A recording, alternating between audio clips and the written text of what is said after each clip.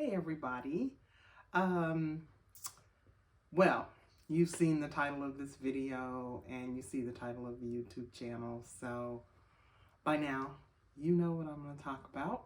Um, I have cancer. I have breast cancer.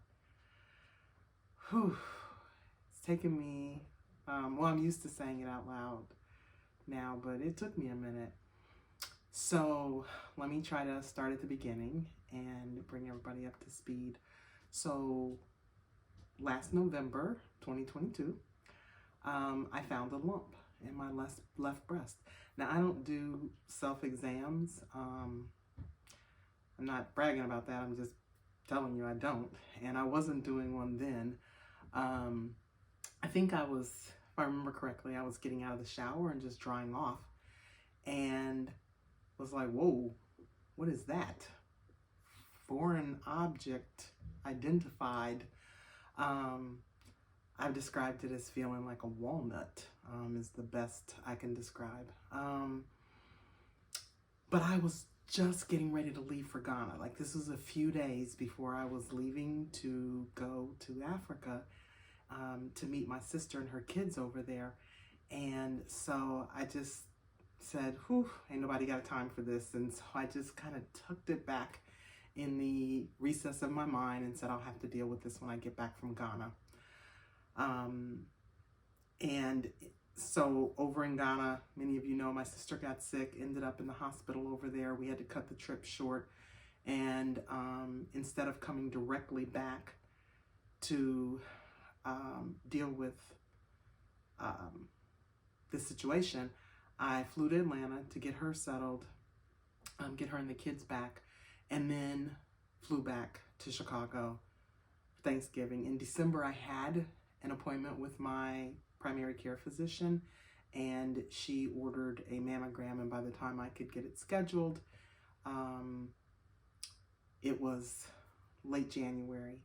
And I kind of knew, but at the mammogram, I was having an ultrasound as well, and the ultrasound tech left the room and came back with some woman. I didn't know who it was until she introduced herself as the radiologist.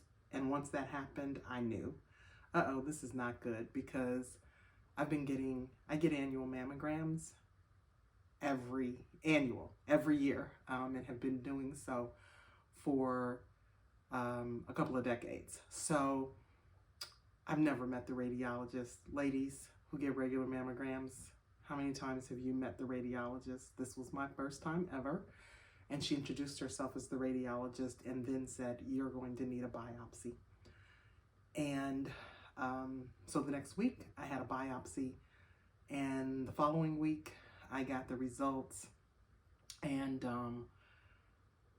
how did I feel when my doctor called with the results? One, I think I had prepared myself for it, so it wasn't shocking to me.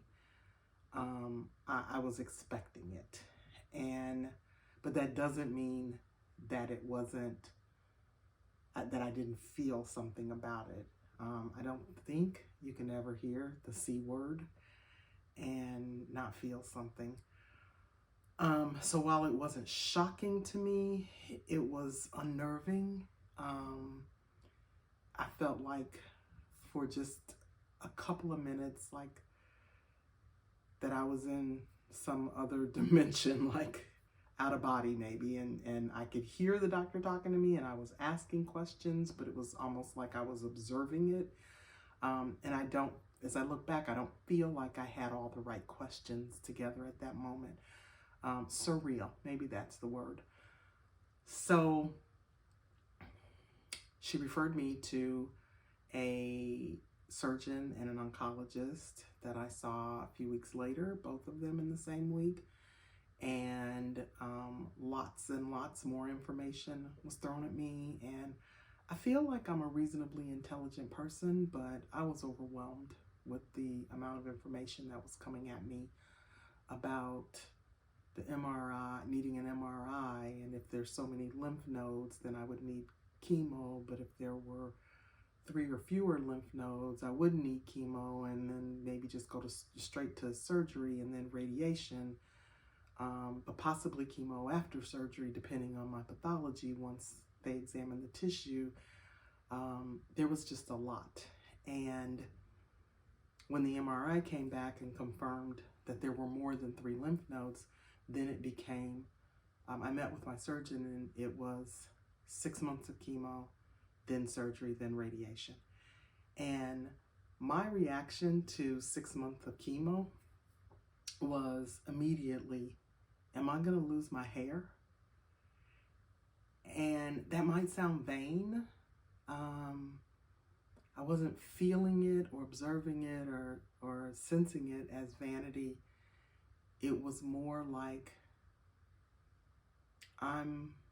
this is going to be a hard road to hoe, and am I going to lose my hair? I don't know. Maybe it was vanity. I'm just telling you what was going through my mind. I don't know. Take it how you will. But I was very concerned about losing my hair, and she was also very clear with, yes, you are. And but there weren't options. It was, this is what's going to happen. And so I didn't tell anybody. I didn't tell anybody then. And for probably 6 weeks, I felt like I needed more information. I did not want to just tell my family and friends, I have cancer. And then when they say, oh my gosh, what's the prognosis? What stage is it? What, all these questions. And I would be like, I don't know. And it felt that would produce a lot of anxiety for me and family and friends. I should take that back. I did tell one person, just to keep myself from going crazy. And I swore that person to secrecy. So, and I'm grateful if that person is watching this video.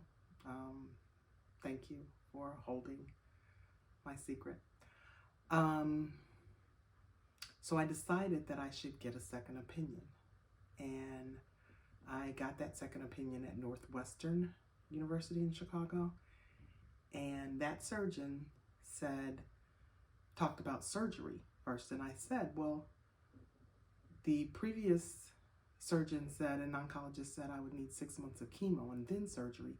And she said, yeah, we don't do that here because chemo only works, you've got about 20% chance of that being effective. It only works about 20% of the time. So why put you through that? Now that's what she said. Why put you through that? What I heard was, chemo's only 20% effective, so why make you lose your hair? That was how I interpreted why put you through that. So anyway, there were several things about Northwestern that really resonated with me. So I decided to get treatment at Northwestern, and then began to think about what it would be like to be living alone, and while getting, well, it wasn't going to be chemo first, but even trying to recover from surgery. If something changed and I did need chemo first, living alone, and how that would work and how I would get myself to treatments, and what about when I'm sick, and how to get food, and all of those things. And I really started perseverating on that.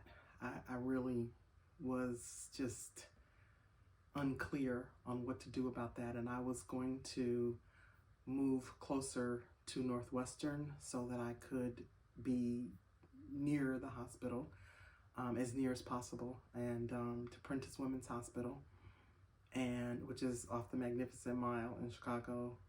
Read that as high rent district. So I was thinking, well, maybe I'll get a studio to keep costs down. And eventually, about 6 weeks after my diagnosis, I decided, okay, I'm gonna start I need to tell my kids, because I've got to get going on this, and I'm not gonna be able to hide this much longer.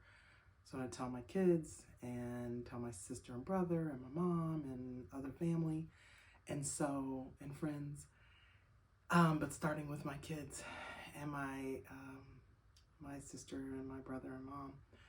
And when my kids were, obviously, it was a hard conversation with them, and they were both devastated, and obviously concerned about me.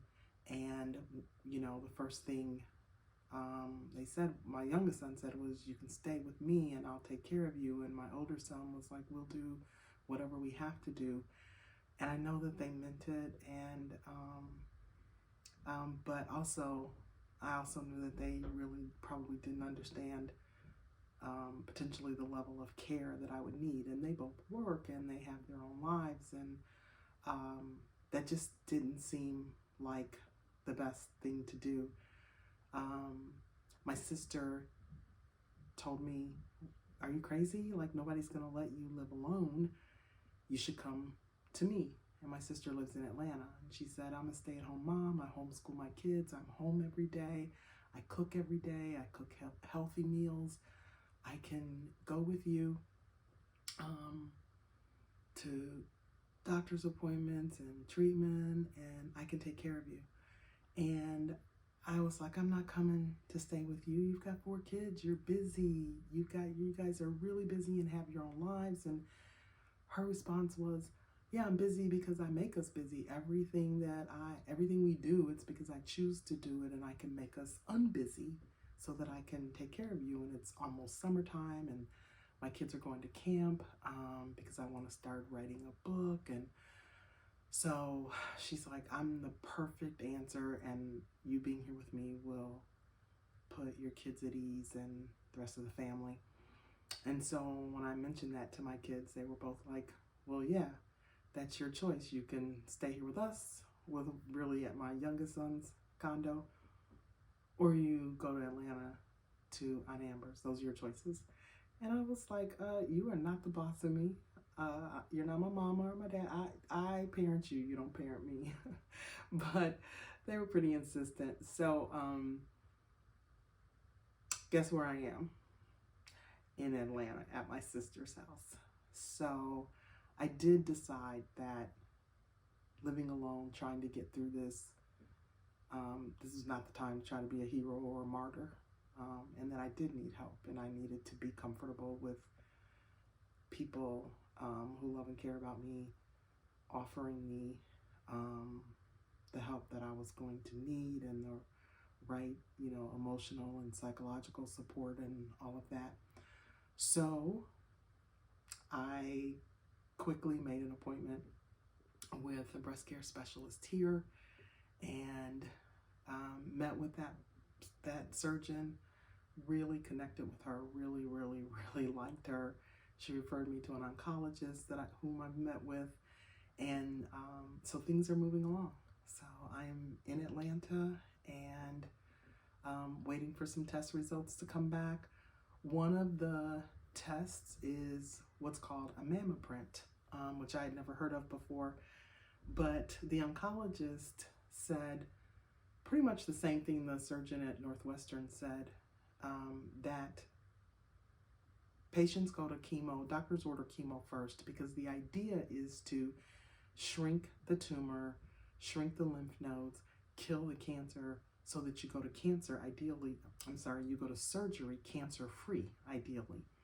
But the oncologist here said it only works about 30% of the time. So Northwestern surgeon said about 20% of the time. Oncologist here said about 30% of the time, 20-30%. Low chance of effectiveness, kind of the same. Why put you through that if it's not, there's not a high likelihood of working.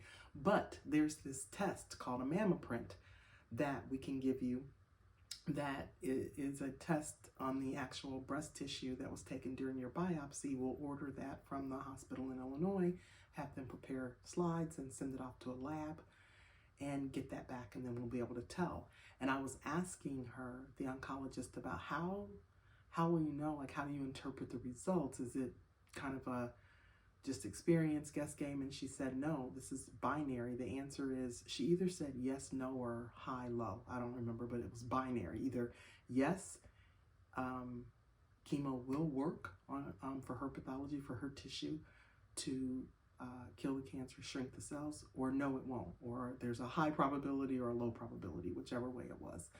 So that's what she ordered. And as of right now, I don't have those results back yet, but I expect them back in just a couple of days. And once we have those tests back, then we will know. I'll know what the treatment plan is and whether I'm going to have chemo first for some extended period of time, or whether I'm going to surgery. So that's where we are.